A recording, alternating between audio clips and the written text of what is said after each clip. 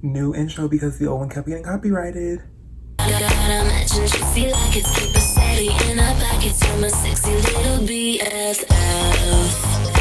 Good morning, America and any other country watching. Today I have for you guys a classic story time of something that happened to me a while ago but still traumatizes me every time I think about it. I'm going to be telling you about how I got robbed, scammed, frauded, whatever you want to call it, on the lovely app known as Cash App. Let's just start from the very beginning. This was spring break of last year. I was a senior in high school and I was visiting the college that I go to now. And the college that I'm in is in a big city. So while we were there visiting different colleges, because I was visiting more than just that college, we were basically, it was spring break, so I was planning on being on vacation as well as visiting campus. So I was going to do a lot of shopping. So this boy who I had English class with junior year, he was a senior when I was a junior, what should we call him? Let's just call him Junior. So Junior and I had English junior year. He was a senior, I was a junior, and we weren't friends, but like we had been in a few groups for projects and stuff, so like I was familiar with him. So Junior's Snapchat had got hacked by a scammer. I didn't know this at the time. I didn't know this until after the deed was done, but Junior had put on his story, he said, swipe up if you want to turn $10 into $20 or $10 into $1,000 or something. And in hindsight, I shouldn't have did this, but I did it anyway because I was going to be in the city. I wanted to spend money. I wanted to go to the mall. I wanted to have fun during spring break while I was visiting campuses. So I swiped up, and he said that his auntie worked for Cash App, like some department in Cash App. So I believed him because Junior was rich. So it wouldn't be like so far out there that someone in his family had an official type of job like that. So I believed him. This wasn't Junior. I thought that it was Junior, but someone had hacked him. And I didn't find that out until later. So just keep that in mind. So I thought Junior said that his auntie had worked for Cash App. Junior was rich. Probably still is rich.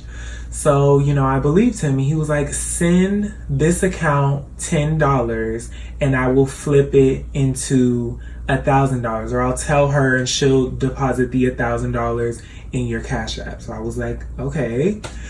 And so I did it. I sent him $10 and I was like, well, even if he's lying, like it's just $10 off my Cash App. It's not that big of a deal. But he didn't block me right away. So I was like, well, this must be legit. So then he told me, I don't remember exactly what he told me, but he told me to do something with my account so that his auntie could access it. So he was like, say that, I really don't remember. It was so long ago. He said, say that you forgot your password or put this phone, this is what he said. He said, put this phone number on your Cash App and take your phone number off. And then I did that. And the phone number was supposed to be his auntie, so I did that. And then I got the message that my phone number had been changed, and then my email that I had linked to my Cash App had been changed. And I was like, well, that's weird, but I didn't think anything of it. And then he said, sign out of your Cash App so she can sign in and then put the money in there. So I signed out. Saying this like all over again and just revisiting this in my head, I was so stupid. Please don't judge me. But so I did all of that. And then Junior blocked me on Snapchat. So then I tried to sign back into my Cash App and I couldn't sign back in. So I went on my bank account to make sure that nothing funny was going on. And then all of my money was gone out of my checkings account. I, obviously was panicked because I was going down to visit campuses with my dad the very next day. So I didn't have the money that I thought was going to be flipped into my account or any money, period. So I, was panicking because it was like the very night before, and I told my parents about it, and they like weren't freaking out at all, which made me upset because like when you're upset or angry or whatever, you want the people that you're telling or the people around you to be stressed out as well. But they were just like calm. They asked me to explain what happened, and I didn't tell them the whole truth because I didn't want to say that I had got frauded for a dumb reason, because what I did was really dumb. Like, I shouldn't have done that. I should have known better, but now I do know better. But I just told them something that was kind of what happened, but just like not the whole truth, because I didn't want them to know that their son was a complete idiot. So the next day, I was supposed to be down visiting campuses like the morning of, because I had to visit like 3 or 4 different college campuses. But we had to cancel the first 2 that were in the morning so I could go to the bank the next day, report what had happened. And then I tried to call Cash App, and you can't call Cash App because for whatever reason they don't have a phone number. You have to like email them and wait 24 hours for them to respond, which is dumb. And if anyone from Cash App is watching this, please fix that, because if I have something going on like that, I want to be responded to right away. I don't want to have to wait 24 hours for you to email me back, and then I email you, and then I waited another 24 hours. Like, get it together. But we went to the bank. And then I had to cancel my first 2 college campus visits, and then I just didn't visit those campuses. But they put, what is it called? Provisional credit back in my account. So I had like $700 in my checkings account. So they put that much back in my checkings account that was temporary while they did their little report. Because my card was linked to my Cash App. So when you have Cash App, you can choose to take the money out of your Cash App balance, or you can choose to take the money out of your checkings account from the card that you have linked to the account. So they took the money out of my checkings account and the balance that I had on the Cash App thing. I had talked to the Cash App people, and they let me go back to the account. I had like $400 or $500 on my Cash App account, and they had took all of that too. And I was like, oh my gosh. And they had tried to take like $500 in like increments out of my checkings account, but after a while it like noticed that it was fraud, so they couldn't do it out of my checkings account. So they had took like $1,000 something from me at that point. Obviously I was still upset that I had been bamboozled by someone that I went to high school with. So I was gonna message him and be like, what the f-? But then like I decided not to, because what I was really upset. So what I was gonna say would not have been, it wouldn't have been good. So I just decided not to message him. And then he put on his Instagram story, guys, I've been hacked. I'm sorry if you've been scammed by the person that hacked me, da da da da da. So then I was like, oh. And I told my friends about what happened, and they said that he probably didn't get hacked and he was lying. But like, I feel like he did get hacked, because I remember everything started coming back to me after the fact, unfortunately. He said he had got hacked like a few weeks before it all happened, but I had forgot about that. And then when he said it again after I had been, finessed, I was like, oh yeah, he did say that, but it was already too late. But the person that they said had took all my money was from San Diego. I was down visiting colleges with no money.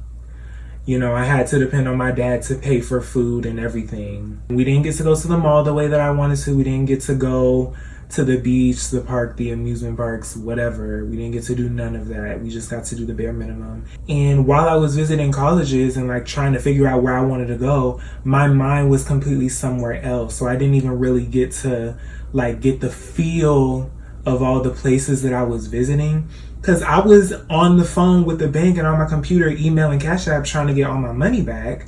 So I wasn't really worried too much about college. Like, I was worried about my money. After all of this had happened and I had visited colleges and stuff, obviously I was still upset. I wanted my money back. And I didn't want so much for the people that had did that to me to like pay.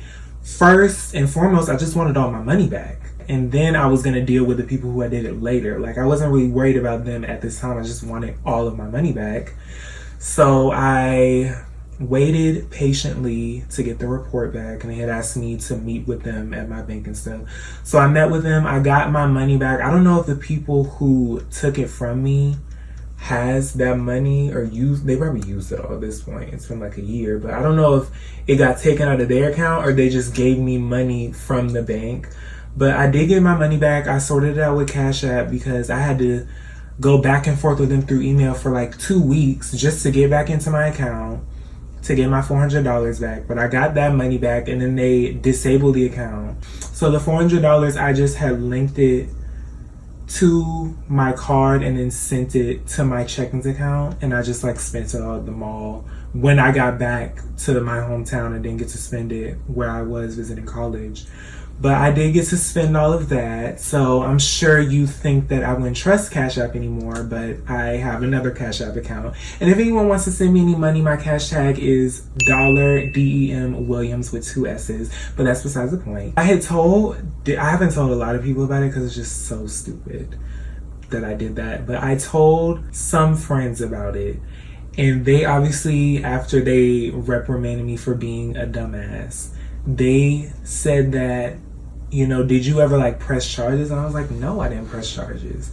First of all, anyone who's taken any type of law class knows how hard it is to like really sue someone or like set up an investigation, press charges, get them sent to jail, get them on probation, whatever.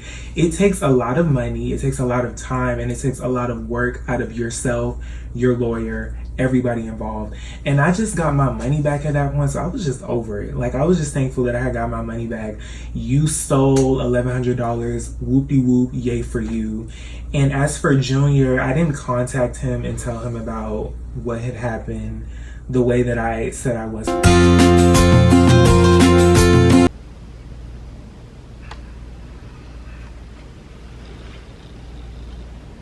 The camera, for whatever reason, decided to do what it wanted to do and stop recording for a second, but we're back. But yeah, I didn't press charges on them, try to even see who it was. I got my money back, so I wasn't even worried about that. So, I usually like to do story times as cautionary tales. So if you or a friend out there are thinking about flipping $10 to 20 or $20 to 40, $10 to 1,000, etc., etc., please don't. I am Demetrius McVeigh and I approve this message. Don't do that. If anyone tells you here's an easy way to make money, they're lying. Don't do it.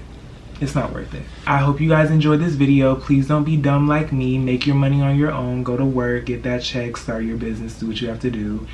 And I will see you guys in the next video. Don't forget to like this video if you enjoyed me rehashing my suffering that happened last year. And don't forget to subscribe because I have a lot more story times that I'm planning to tell. And I hope you have a great rest of your day, night, or whatever time you're watching this. And I will see you guys in the next video. Bye.